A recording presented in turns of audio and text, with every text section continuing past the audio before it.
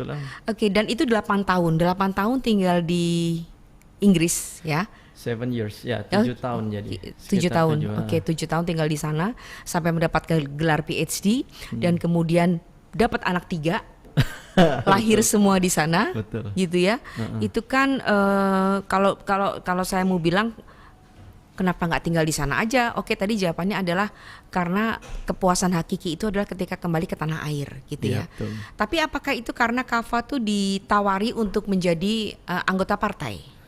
Itu jalannya gimana? Kok bisa jadi anggota Partai Demokrat? Direkrut atau seperti apa? Mungkin karena Mas AHY melihat ini ada anak Sumatera Selatan hebat prestasinya segala macam, lebih baik kita rekrut aja.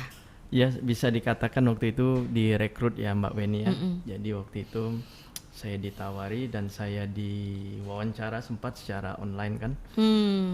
Waktu Langsung itu oleh AHY. sebelumnya tuh saya sudah pengurus partai di Provinsi Sumsel. Jadi saya termasuk meniti karir politik dari bawah sekali. Oke. Dari pengurus DPC Kota Palembang saya ingat. Terus naik ke DPD, saya tinggalkan untuk sekolah. Terus saya juga masuk DPP.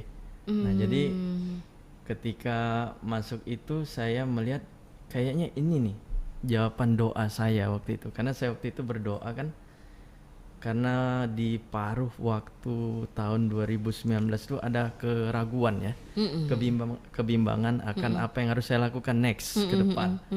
Apakah saya terus di sini, apakah saya pulang, karena mengingat ayah saya selalu video call lah zaman ini ya, bukan zaman beliau dulu surat menyurat. Jadi video call tuh saya mulai memperhatikan dari hari ke hari kok kerutan di wajahnya tuh bertambah jelas ya gitu. Sedih ya. Aduh, nanti jangan sampai nih saya nyesel gitu. Apalagi dia udah bilang baliklah nak ke tanah air, baliklah nak. Baliklah katanya. Ya akhirnya saya putuskan ya, oke kita kembali gitu.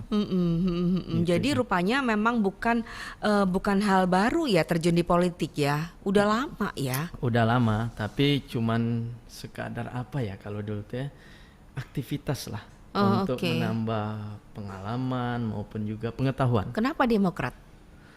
Karena saya suka dengan Pak SBY waktu itu. Oke. Saya suka beliau waktu itu sebagai presiden, beliau itu santun, nggak yang marah-marah, itu aja sih sebenarnya. Emang ada presiden yang marah-marah? Ada di luar negeri kalau kita lihat YouTube waktu itu kan. Jadi aku compare tuh sama apa namanya presiden kita, kayaknya yang kita ini lebih stabil kayak gitu. Nah, emosinya gitu ya, aja gitu, sih sebenarnya. Gitu aja.